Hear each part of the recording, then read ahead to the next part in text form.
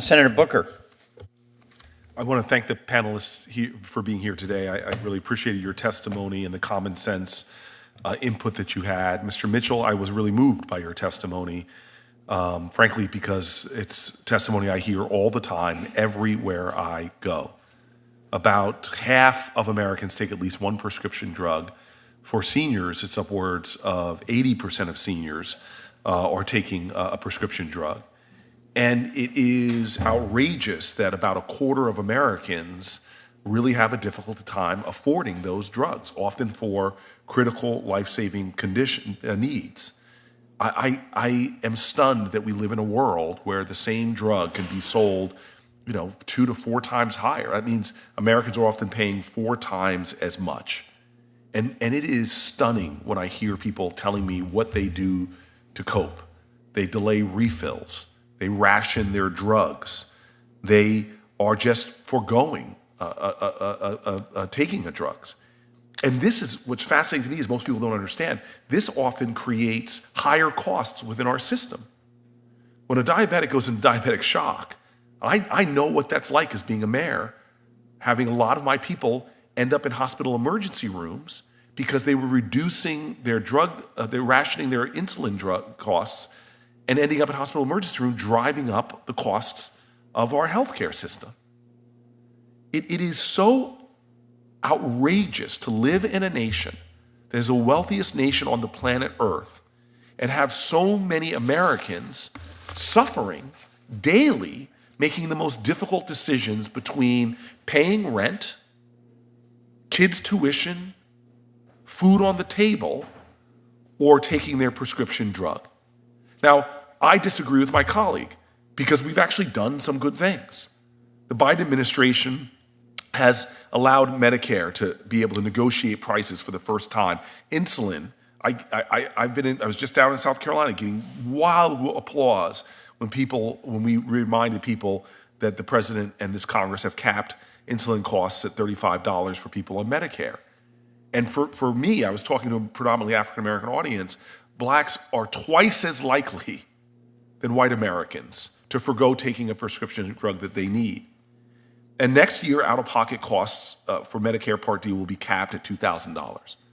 So I don't think we're wasting our time here, but I'm very frustrated to see how much lobbying money comes down here to try to stop us from doing things that are common sense.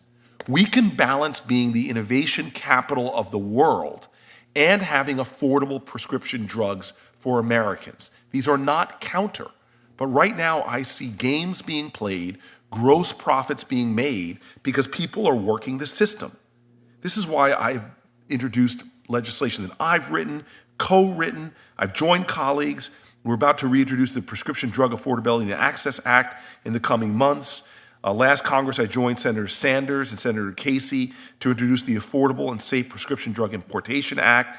I'm proud to have joined my colleagues on this committee, Senators Grassley and Klobuchar, on their Preserve Access to Affordable Generics and Biometrics Act and the Stop Stalling Act.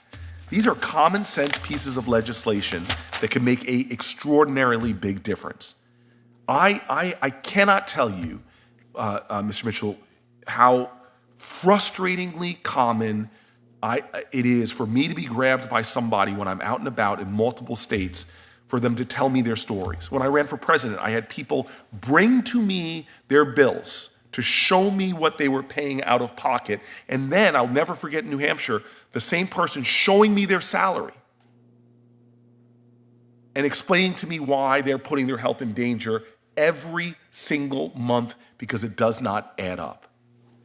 And so, Mr. Chairman, I know I'm spending more of my time speaking now, but when I read the testimonies and listened to some of the testimonies today, there are just common sense things that we could do to relieve this pressure, to save lives, to keep people out of emergency rooms, to keep families together and healthy.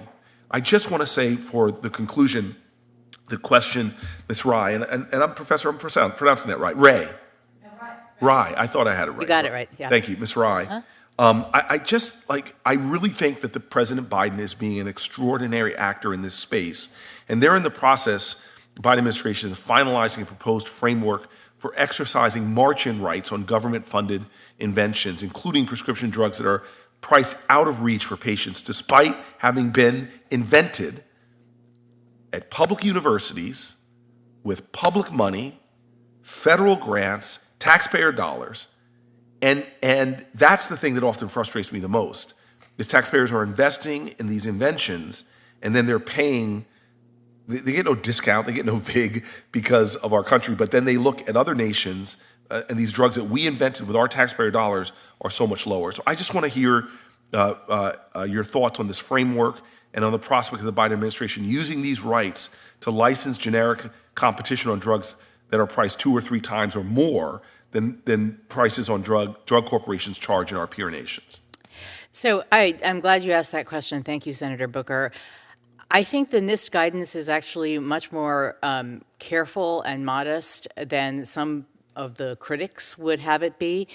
It's very carefully designed to target situations of price gouging, essentially, not the situations that have been discussed earlier where, for example, you need recoupment of your R&D costs for something legitimate, but rather situations of the sort where there is price gouging going on. And the NIST guidance is very careful to say price is a factor and to consider. And agencies, just to be clear, have never used march-in rights. They've had march-in rights from the beginning. NIST has had march-in rights from the beginning, never been used. This is just a gentle nudge to suggest that sometimes, just sometimes, price could be a factor. Thank you. And I'm just going to say, because there's an elephant in this room that we have not talked about, politicians, senators, and congresspeople should not be taking campaign contributions from industries that we are regulating. It just shouldn't. I think I was the 4th senator to say no corporate PAC dollars, no pharma C-suite money, no oil company money. I really think there's a problem in this institution with corporations coming here and throwing millions, if not hundreds of millions of dollars into campaign war chests. And Citizens United, which allows dark money to be spent without any accountability or transparency, to not think that this is a major part of this problem and that we should pass laws to prevent that, or everyone should take a similar pledge, I really think that is an inhibitor to solving problems that have so frustrated Americans for so long and that seem to have such, as some of the commentary here, such obvious solutions to drive down prices. Mr. Chairman, thank you for the latitude.